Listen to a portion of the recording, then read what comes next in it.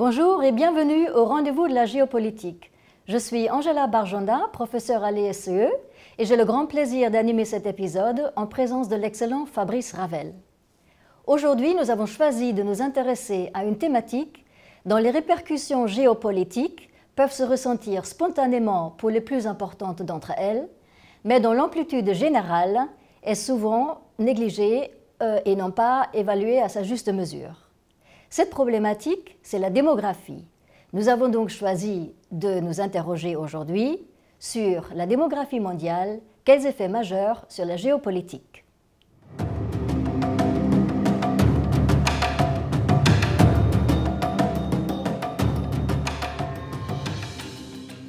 Bonjour Fabrice. Bonjour Angela. Alors la démographie est bien sûr souvent évoquée, notamment quand on cherche à évoquer les particularités d'un pays ou d'une région, ou bien quand on analyse le potentiel d'un marché, ou bien quand on cherche à présenter des données géographiques.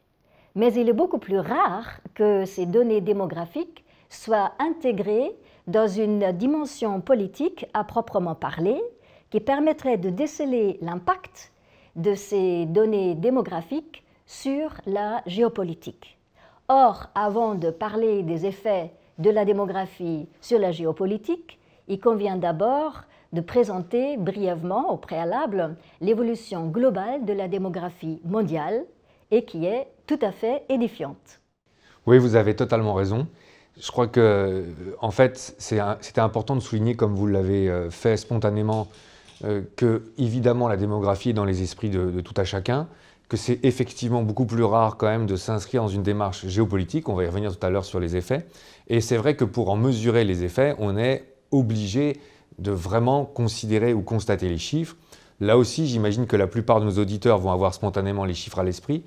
Mais quand on commence à les regarder de façon un peu plus précise, on est quand même un peu stupéfait par l'amplitude de l'évolution, donc qu'on peut qualifier d'explosion démographique, clairement, depuis notamment 120 ou 150 ans. Ce qui est important à rappeler de prime abord, si vous m'y autorisez, c'est que bien sûr, on va donner des ordres de grandeur, parce que les chiffres peuvent être assez différents selon l'origine des sources, mais ce qui est intéressant, c'est de voir l'évolution sur 100 ou sur 120 ans. Alors Angela, la première chose qu'il faut considérer, je crois, c'est qu'en 1900, on était aux alentours à peu près d'1,5 milliard d'habitants, qu'en 1950, on était aux alentours de 2,5 milliards d'habitants, donc il y avait déjà une croissance qui était importante. On était à 6 milliards, 6 milliards,1 en 2000, et aujourd'hui, on serait à 7,5 milliards. Ce qui est assez étonnant dans ces chiffres, si on s'autorise à réfléchir un instant, c'est qu'on passe donc de 1,5 milliard à 7,5 milliards en 120 ans, c'est-à-dire la multiplication par 5 de notre population. Et là, déjà, on peut s'arrêter pour faire remarquer que c'est du jamais vu dans l'histoire de l'humanité. Donc c'est quelque chose quand même de fondamental. Et on rajoutera de surcroît que c'est arrivé malgré 2 guerres mondiales qui ont été les plus meurtrières de l'histoire de l'humanité. Quant aux projections, si on est sur un taux de croissance qui serait identique, on arriverait sur une population globalement de 9 milliards en 2050 et peut-être même de 11 milliards, soit des progressions de 23%, ce qui est vraiment énorme. Et on voit bien là qu'on est donc dans une situation de géopolitique de par la démographie qui n'a connu aucun précédent dans l'histoire de l'humanité. À l'intérieur de cette évolution globale, il convient de distinguer des situations très disparates entre les 5 continents, notamment sur un agrégat majeur qui met en perspective l'évolution de la démographie, à savoir le taux de fécondité. Alors, ce qui est intéressant à noter, c'est que, en fait, là, les chiffres qu'on a donnés sont globaux, mais l'évolution n'est pas aussi harmonieuse ou homogène qu'on pourrait spontanément le penser, et il y a de grandes différences ou de grandes divergences selon les continents. Alors, on va pas forcément rentrer dans tous les détails parce que ça pourrait être trop fastidieux, mais donner quelques angles de vue afin de mieux faire percevoir à nos auditeurs à quel point là on est sur des différences qui sont significatives. On commencera, si vous voulez bien, par l'Asie, Angela, puisque c'est le continent qui contient les 2 pays les plus peuplés au monde à l'heure actuelle, bien sûr la Chine, à l'esprit de tout le monde, et puis l'Inde. Il y a 2 aspects qui sont déjà significatifs sur ce continent. Le premier aspect, c'est que la Chine, justement, sur son taux de fécondité, a un taux de fécondité qui est de 1,8. C'est un peu surprenant parce que c'est beaucoup plus bas que ce à quoi on aurait pu s'attendre spontanément, même si on sait qu'il y a une tradition de politique antinataliste en Chine depuis globalement 1960. Et puis, donc on a une population qui croît moins vite que par ailleurs, c'est ce qu'on va être amené à observer. Et puis surtout, il y a un phénomène qui me paraît fondamental à mettre en avant, c'est que l'Inde va devenir la première puissance démographique d'ici 2025, donc c'est pratiquement demain, devant la Chine. Et c'est la première fois dans l'histoire de l'humanité, Angela, que la Chine ne sera plus la première puissance démographique. Donc là, on a affaire à un bouleversement majeur qui ne fait qu'amplifier l'impression qui résultait de nos propos précédents. On a aussi donc d'autres continents qu'il faut prendre en considération. Alors je m'attarderai plus volontiers sur l'Amérique du Nord, si vous le voulez bien, et sur les États-Unis d'Amérique. Parce que là, ce qui est intéressant, c'est que le taux de fécondité tel que vous l'évoquez, l'indice synthétique de la fécondité, ou ISF en français, est assez intéressant parce qu'il est totalement différent entre les différentes communautés qui composent les États-Unis d'Amérique. Or, a priori, ça peut paraître anecdotique, sauf qu'on voit bien que ça va bouleverser les équilibres de la société américaine et que ça va remettre en cause des situations historiques, peut-être même des équilibres politiques. Pourquoi ? Parce qu'en fait, on est sur des taux de fécondité entre les WASP, White Anglo-Saxon Protestant, les Afro-Américains et les Hispaniques, pour dire les trois communautés les plus importantes, qui sont très différents. À titre d'exemple, en 2017, on considère que la moitié des naissances aux États-Unis étaient originaires de la seule communauté hispanique. Donc on voit bien que là, on va avoir un changement des équilibres, puisque globalement, là aussi pour frapper les esprits, Donald Trump est le 45e président des États-Unis, et sur 45 présidents des États-Unis, il y en a 43 par le passé, qui étaient White Anglo-Saxon Protestant, des hommes blancs de confession protestante. Donc en fait, on a déjà aujourd'hui une communauté WASP qui est en train de diminuer. Le dernier recensement officiel était en 2010. Les WASP étaient à peu près 63%, mais les Hispaniques avaient déjà dépassé les Afro-Américains, ce qui est assez intéressant, parce qu'ils étaient autour de 17%, les Afro-Américains un peu plus de 12%. Donc la propension d'ici 2040-2045, ce serait qu'aux États-Unis, les Latinos représentent pratiquement un tiers de la population, ce qui est du jamais vu, et ça poserait deux problèmes. Le premier, on y reviendra par la suite sur les aspects politiques, c'est de savoir qui pourrait, en termes de communauté, diriger le pays. Et le second, c'est de voir comment seraient gérées les minorités. Ensuite, on a deux autres continents qu'on n'a pas encore évoqués. On a le continent européen et le continent africain. Alors volontairement, je les conjugue parce qu'ils sont paradoxalement dans deux dynamiques qui sont totalement contradictoires. Le continent européen est le continent qui est vraiment en souffrance par rapport au taux de fécondité, puisqu'on est aux alentours de 1,6. Je précise d'ailleurs, c'est important pour nos auditeurs, qu'on considère en démographie qu'il faut que le taux de fécondité soit, c'est les fameux 2,1, puisqu'il faut un couple de personnes pour faire des enfants, et donc pour être à reconduction de la population identique, il faut que le couple ait au moins 2 enfants, et qu'avec les accidents de la vie, on considère qu'on arrive au 2,1. C'est très important parce que ça veut dire que tout pays ou tout continent qui serait inférieur à 2,1 ne serait pas en situation de reconduire sa population, donc il serait en situation d'avoir une population qui se réduit en temps de paix, c'est du rarement vu, alors qu'à contrario, tout pays qui serait au-dessus des 2,1, par définition, serait sur une population qui serait en expansion.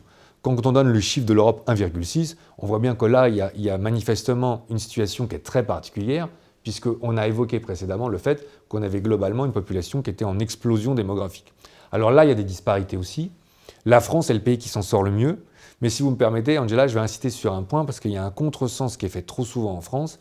En France, on considère qu'on a souvent un taux de fécondité qui est intéressant. Or, il est moins mauvais, si vous me permettez cette expression, que dans les autres pays européens, mais globalement, il est inférieur au chiffre de 2,1.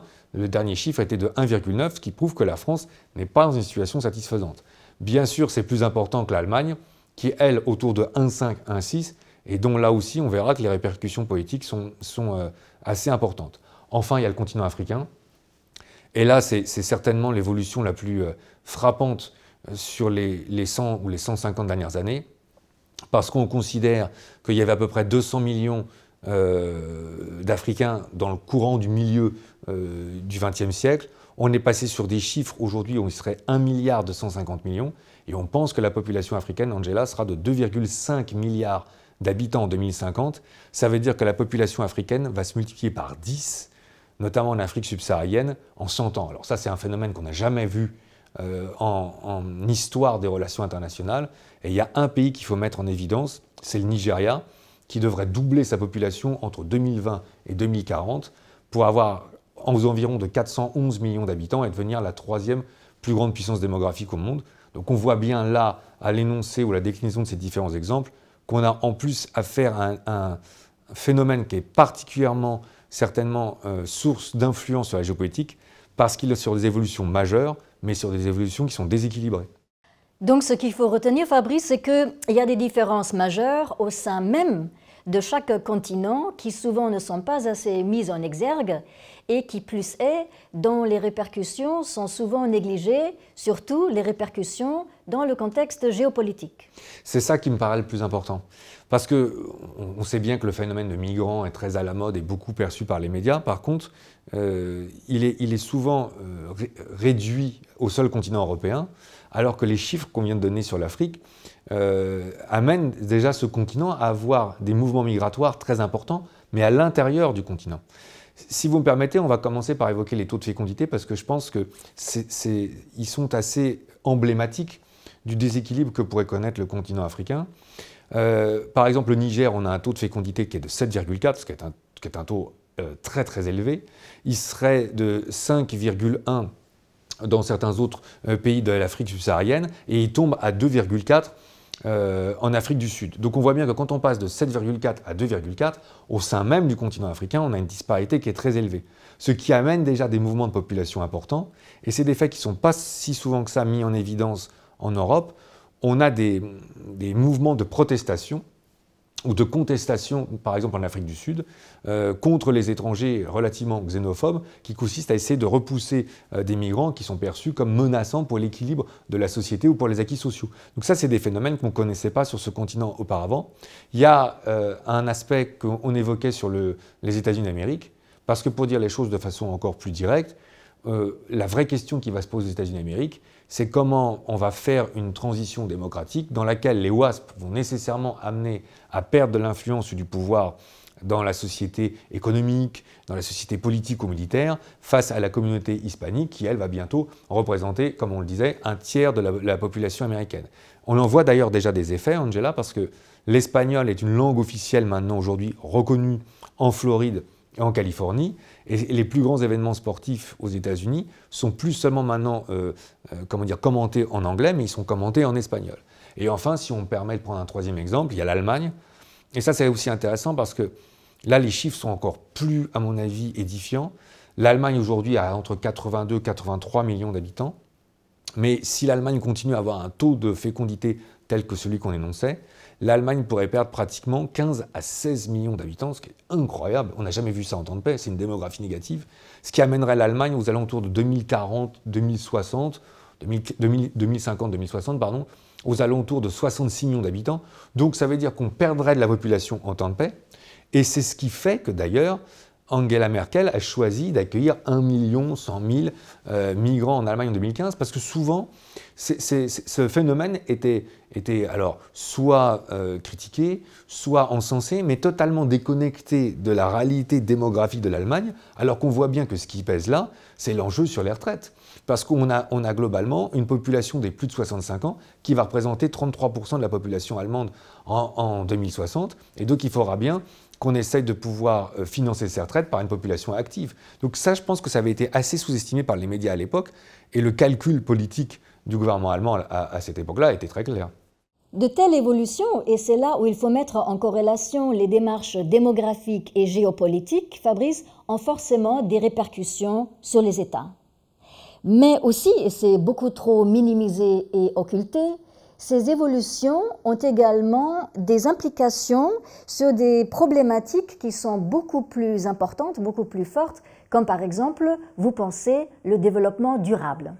Oui, tout à fait. Et je vous remercie de me poser cette question parce que je considère que bien sûr le développement durable est une logique qui apparaît de façon très récurrente dans les médias, mais j'ai l'impression que parce qu'on la déconnecte d'autres logiques, on ne perçoit pas quelle en est la dimension majeure. Or, à mon sens, et j'insiste, on est plusieurs en géopolitique à avoir cette conviction, la question du développement durable, Angela, c'est d'abord une question de démographie. Parce que si on cherche à conjuguer un certain nombre de paramètres, on va bien se rendre compte que la question telle qu'elle se pose n'est pas juste une question qui consiste à faire du développement durable. En effet, il faut rappeler 2-3 éléments. D'abord, la planète, bien sûr, est finie, c'est un espace limité. Et non seulement c'est un espace limité, mais c'est un espace sur lequel, on ne le dira jamais assez, 70% de la surface est constituée par des océans et des mers, donc il n'y a que 30% de surfaces qui sont habitables ou qui seraient cultivables. À cette dimension, il faut donc rajouter une explosion démographique qui aurait été multipliée par 10, et le développement durable, qui peut s'entendre et se comprendre, et qui est nécessaire, implique qu'en fait, on puisse être amené à nourrir 10 fois plus de personnes dans le monde sur la population, en essayant de consommer moins et de plus préserver les ressources, et de moins polluer, mais en continuant à monter le niveau de vie. Et on voit bien que là, cette quadruple exigence qui consiste à respecter un espace par définition limité, pouvoir développer une population qui est 10 fois supérieure en assurant un niveau de vie qui serait identique dans tous les pays et qui serait satisfaisant et en consommant moins, c'est pratiquement inatteignable. On va y revenir. Et d'ailleurs là, il y a plusieurs chiffres qui seraient assez révélateurs, mais je vais me contenter d'en donner un pour essayer de frapper les esprits. La population chinoise a déjà considérablement évolué en termes de mode ou de pratiques culinaires.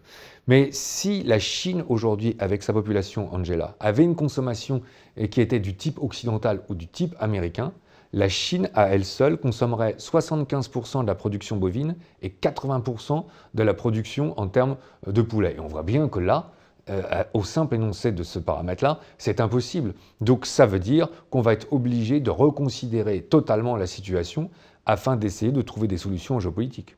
Fabrice, cette grille de lecture nous amène à réactualiser et à reprendre en compte un auteur qui fut très largement oublié au XXe siècle et qui reste encore largement méconnu aujourd'hui, Malthus.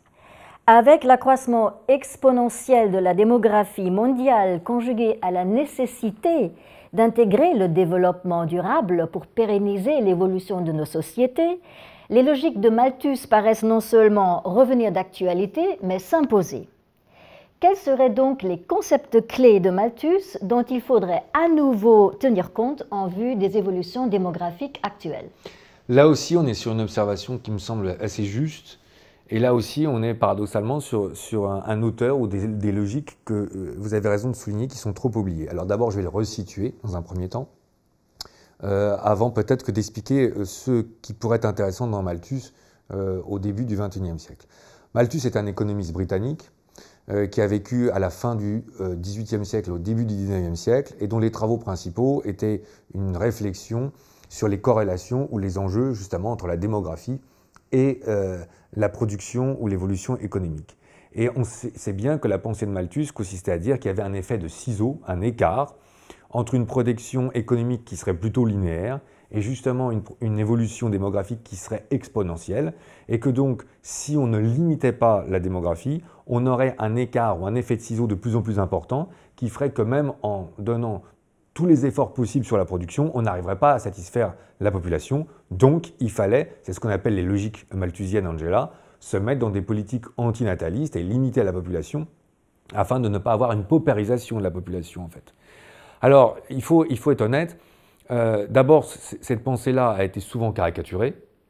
Ensuite, elle a une dimension assez conservatrice et pessimiste. Et surtout, vous avez eu raison dans votre question de souligner qu'elle est parue totalement désuète au XXe siècle, parce qu'il y a eu une accélération, notamment en termes d'organisation scientifique du travail, avec le taylorisme, le fordisme, une augmentation de la productivité qui n'avait jamais été anticipée. Si vous me permettez, il y a un autre auteur qui fait une réflexion un peu plus tard d'ailleurs, qui est Karl Marx dans le Capital, et on voit bien que toutes les réflexions qui sont mises en place font abstraction par définition d'une capacité humaine à démultiplier la production qui va nous amener à des logiques comme on l'évoquait, fordisme, taylorisme et surtout la production de masse. Bon.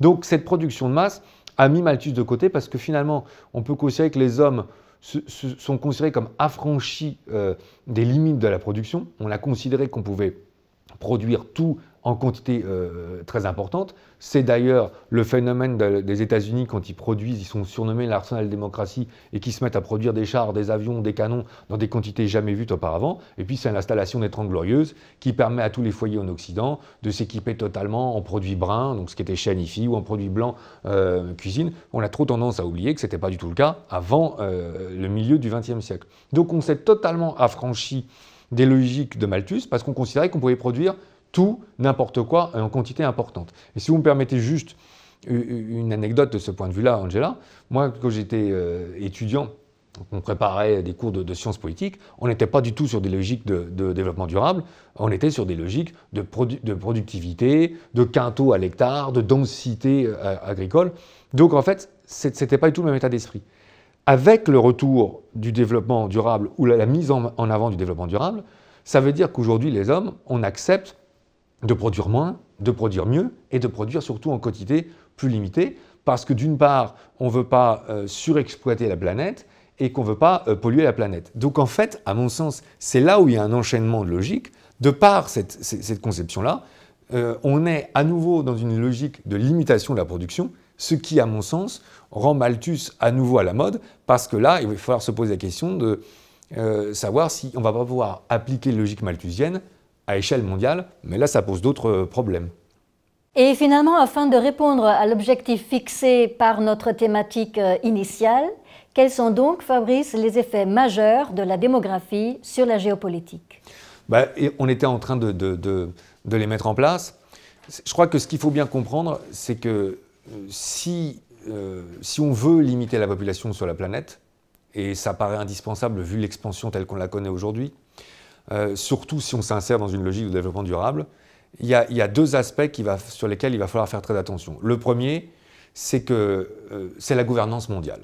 C'est-à-dire que réfléchir sur la démographie, parce qu'on voit bien qu'en termes de maîtrise de l'espace, d'une part, de production, d'autre part, de sauvegarde de l'environnement, enfin, il va falloir quand même qu'on réfléchisse en commun, parce qu'on peut difficilement faire du développement durable, Angela, avec 2 ou 3 pays. Et je rappelle qu'à l'ONU, il y en a entre 194 ou 197 selon les modalités qui sont connues. Il va falloir qu'il y ait une sorte de gouvernance mondiale, ou en tout cas de réflexion mondiale des États. Donc le problème, c'est que ce n'est pas facile à mettre en place.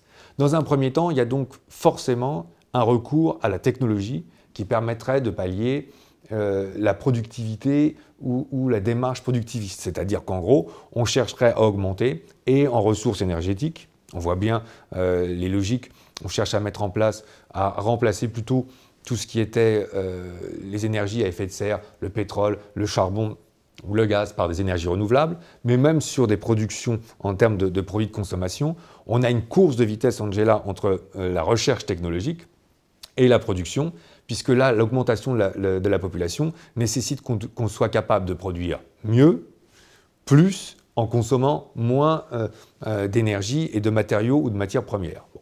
Mais ça, je pense qu'à moyen long terme, avec une explosion exponentielle de la démographie comme on l'a, ce n'est pas suffisant. Donc il va falloir qu'il y ait une démarche concertée et qui va devoir faire abstraction des différents états politiques, des clivages politiques, des clivages ou des différences de perception qui pourraient être liées à la culture, à la religion ou à la civilisation. C'est un travail de très long terme. Et ça, on peut dire que c'est certainement une des missions principales de l'ONU. Seulement, il faudrait voir dans quel état est l'ONU aujourd'hui. Et ça sera certainement l'objet d'une de nos prochaines séances, si vous le voulez bien, Angela, à l'avenir. Je vous propose de laisser nos auditeurs réfléchir sur notre thématique, ainsi que sur ce thème d'ouverture. Merci Fabrice pour cet éclairage passionnant. Merci Angela. Merci à toutes et à tous. Et merci à vous de nous avoir suivis. Au revoir et à bientôt pour un nouvel épisode des Rendez-vous de la géopolitique.